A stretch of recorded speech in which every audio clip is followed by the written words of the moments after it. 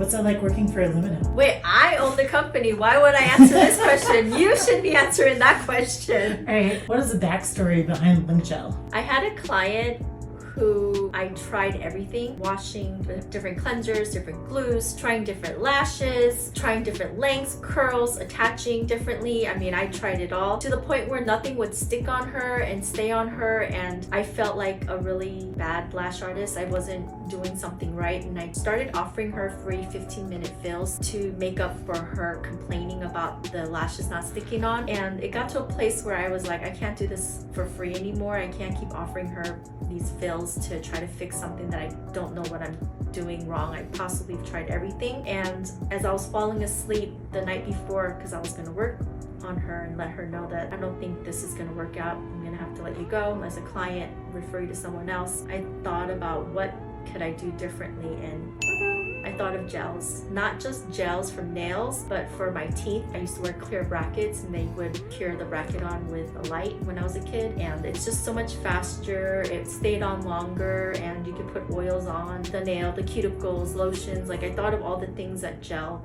nails and gel brackets, braces could do that glue couldn't do. So I was like, I wonder if we could do it. And so that was many years ago, and ta-da, here we are.